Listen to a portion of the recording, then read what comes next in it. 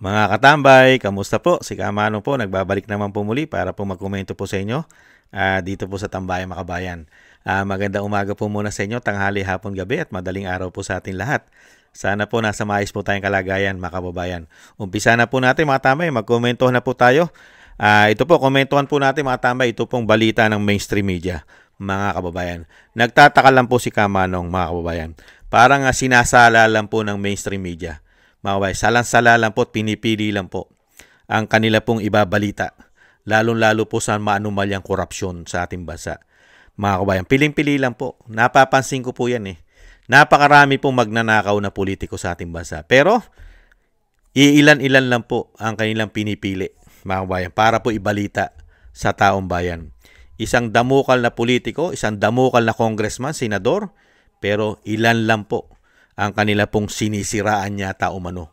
Samantalang katulad po nito, mga kabayan, inimbestigahan po nila at nagtanong po sila kung sino-sino raw po ang mayroong pag-aari dito sa napakayaman o billionaire village, mga kabayan, sa may Baguio City o dito po sa Benguet. Mga kabayan, yung billionaire village na talagang daan-daang milyon ang halaga ng mga mansyon.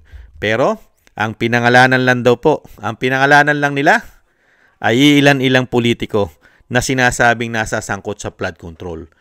Nag-imbestiga na kayo. Bakit hindi nyo pa in-expose lahat kung sino-sino ang may-aring politiko diyan sa billionaire village? Hindi po ba? Something fishy. Pakinggan po natin ang ginawa nilang investigasyon, mga kabayan.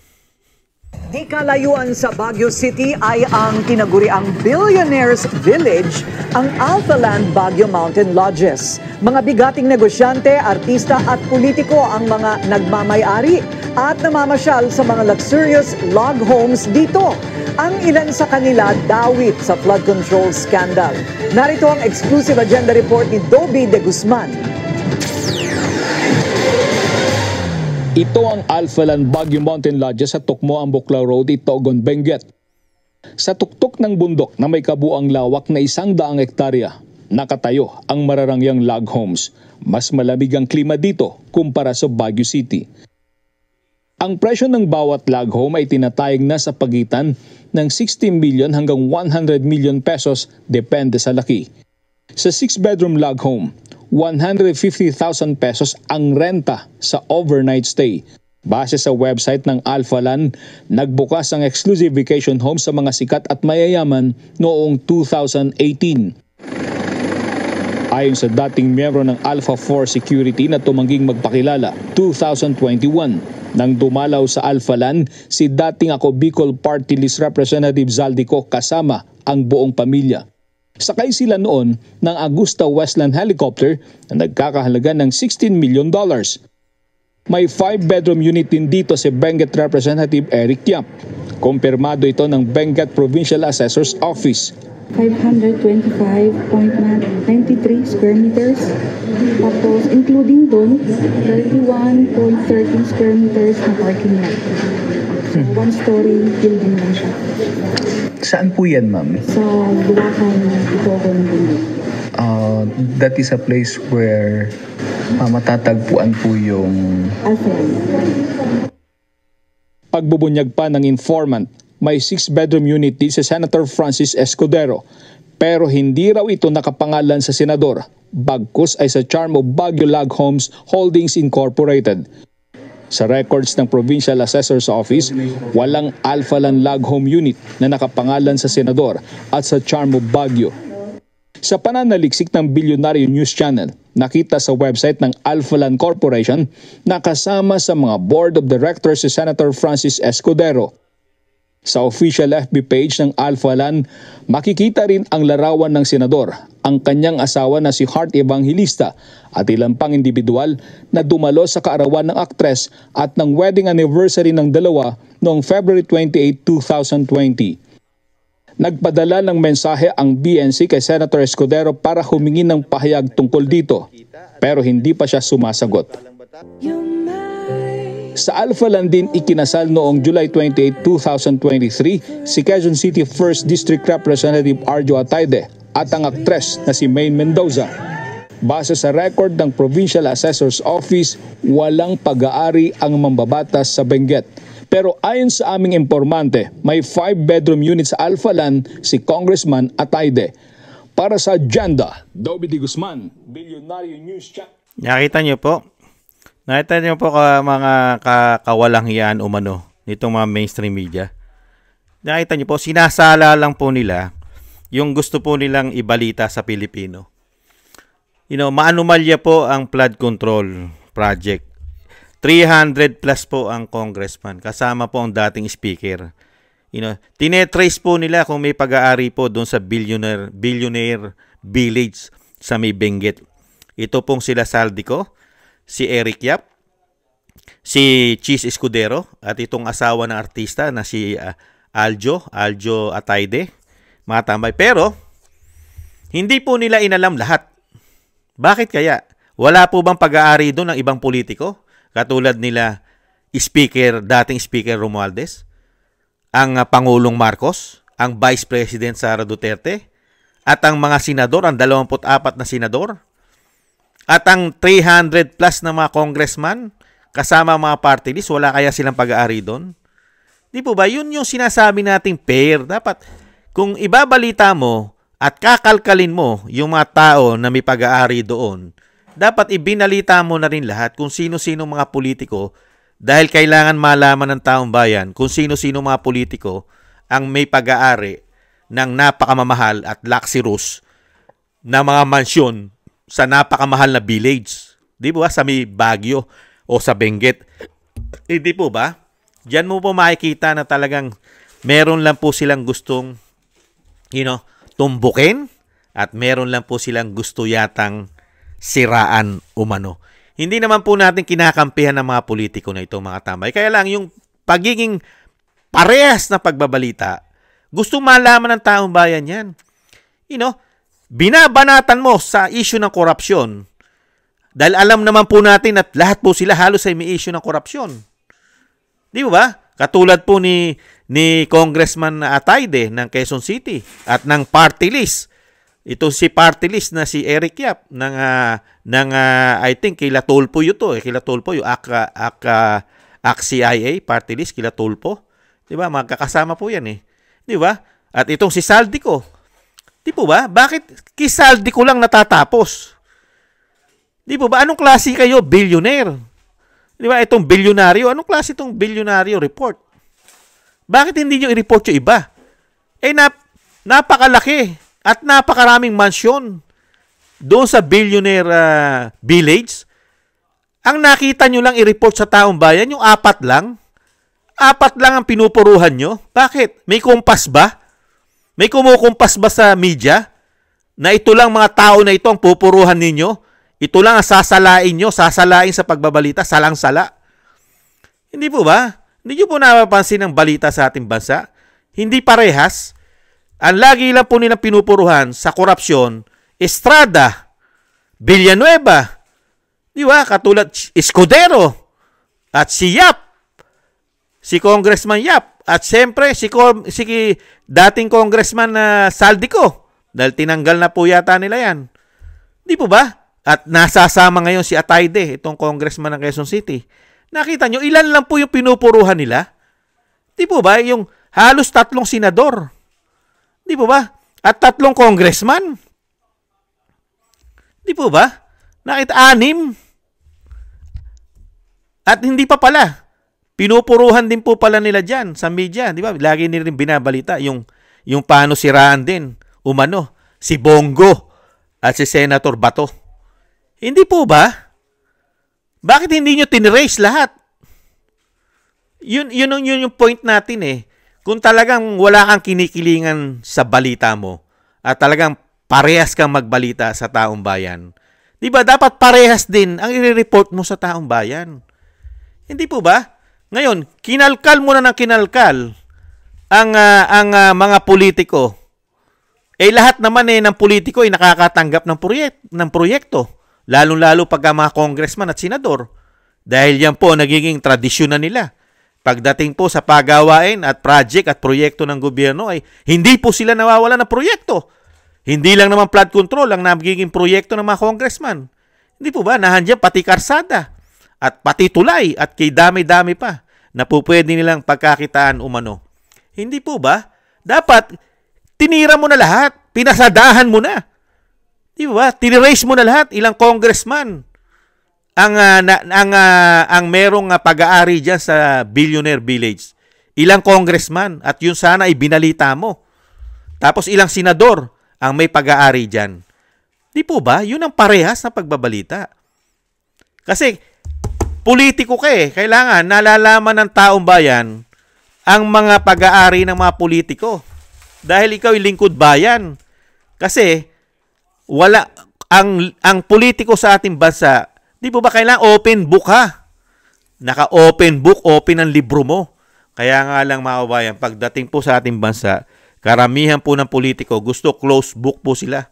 Sarado libro. Ayaw po nila ipakita. Hindi po ba? At pati po yata ang media, nagtataka lang po si Kamanong, pati po yata ang media, sinasara din ang libro ng ibang politiko. Ayaw po nilang pag-usapan at ayaw po nilang imbestigahan. Iniimbestigahan po nila itong 6. Iniimbestigahan po nila itong 4 dito. Yung 4 na sinasabi sa Billionaire Village. Si Atayde, si Escudero, at si Saldico, at si Eric Yap. Iniimbestigahan nila, mga kabayan, pero ayaw nila imbestigahan yung iba. Unbelievable. Nakita nyo po ang laro. Hindi po ba marungis ang laro ng media? Hindi naman po lahat ng media. Pero mukhang yung malalaking media po yata sa ating bansa, mukhang may kumukumpas. Mukhang sinasala lang po talaga ang kanila ibabalita. Hindi po ba? At saan ka ba naman nakakita? Yung speaker, never mong salain. Never mong ibalita sa amin, sa aming mga Pilipino, ang dating speaker. Speaker? Walang korupsyong issue? Samantalang siya speaker? Siya ang may accountability diyan sa House of Representatives. Ikaw speaker? Ikaw ang sinusunod na ang lahat diyan? Pero si Saldico lang ang pinupuruhan nyo? Si Saldico lang? Unbelievable. Si Saldico po ba ang nagpapatakbo ng House of Representatives? Si Saldico po ba? Nakita nyo? At iniiwasan din po ng mainstream media. Iniiwasan din po na ma-involve at ibalita nila na may corruption din po ang speaker. At ayaw na ayaw po nila ibalita, mga bayan, lalong-lalo na po yung delivery. Ayaw na ayaw po nilang ulit-ulitin yan na nagdi-deliver ng pera kay Tambaluslos na tinatawag ng Vice President, kay Saldico at sa Malacanang. Nagdi-deliver sila, di ba, sa isang facility sa Malacanang. Hindi po ba? Ayaw na ayaw pong tutukan ng media yan at ayaw po nilang paulit-ulitin yan at ayaw nilang tutukan. Mga bayan.